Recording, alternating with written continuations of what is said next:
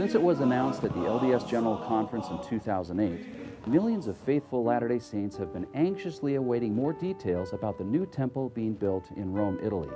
Rome was known as the Eternal City, even by the ancient Romans themselves. It was so called because the Roman people thought that no matter what happened to the world, no matter what kind of empire might rise or fall beside them, Rome would last forever. And although it's no longer the center of the civilized world, Rome still holds the hearts of many travelers today, with Italy being one of the top European travel destinations year after year. People want to see the architecture that still stands as a testament to that ancient Roman Empire. They want to see, feel, and hear about the ancient history of Christianity, the missions of Peter and Paul, as well as some of the great thinkers and leaders of that time, as well as taking in the great countryside. The vast vineyards, the wonderful seaside cliffs are all a part of Italy which travelers never can seem to get enough of. As Latter-day Saints have a sacred connection to temples, the ordinances that are performed in these sacred structures, both for the living and the dead, lie at the core of our faith. We rejoice when we hear of new temples being built in other lands and what it means for our brothers and sisters in those distant places. President Thomas S. Monson said this: "We continue to build temples. We desire that all of our members all around the world have an opportunity to attend the temple without having to travel an inordinate distance." This has been a challenge for our Italian saints. So why the additional excitement about the temple in Rome? The building of the temple in Rome is significant in different aspects. I think the most important one is historical location. I think it's exciting because it's the first temple built in New Testament lands. Peter and Paul, which were apostles and of Jesus Christ, preached in Rome and were killed in Rome.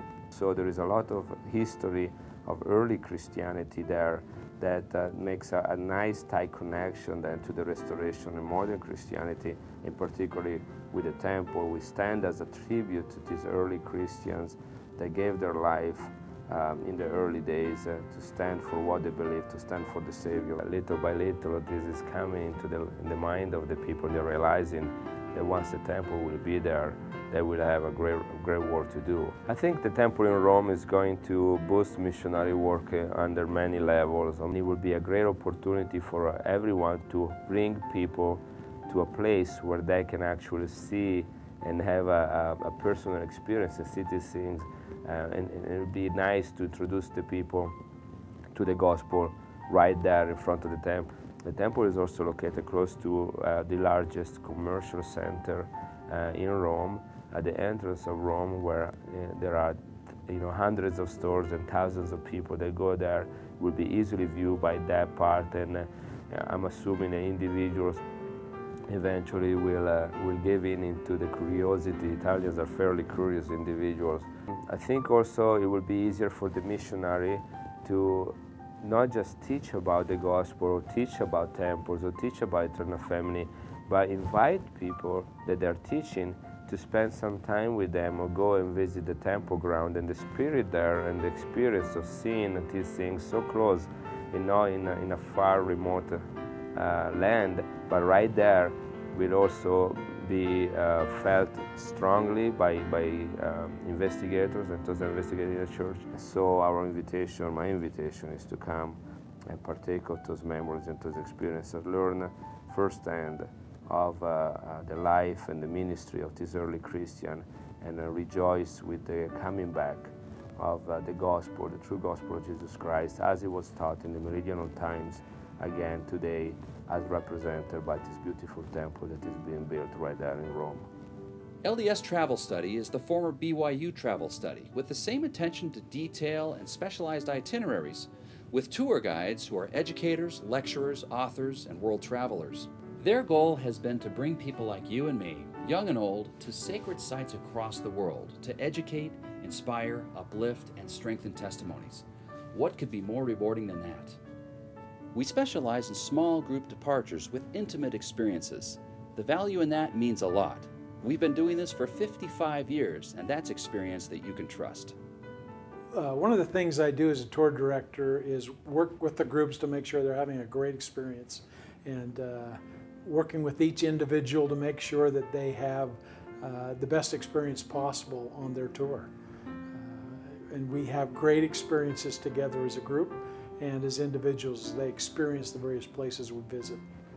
My goal when I take people to church history, Israel, Book of Mormon places, is for them to have an experience and to invite the Spirit in places. That this becomes more than just facts and history, that this becomes something that they experience and feel. When people come back from the trip and they say, my life has changed, I'll never read the scriptures the same again, and their lives are deeper and richer, and their associations with their family are better, that's what satisfies me. Stuff comes and goes. Trinkets and souvenirs and that sort of thing are stuff.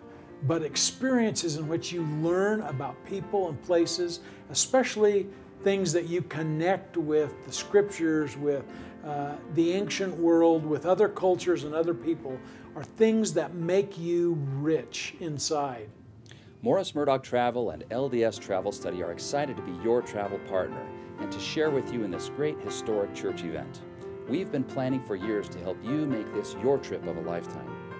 If this is your dream, your life-changing event that you've been waiting for, don't trust it to anyone else. Go with the company that's been around the longest, that does it the best, and that will support you every step of the way. Come, travel with us.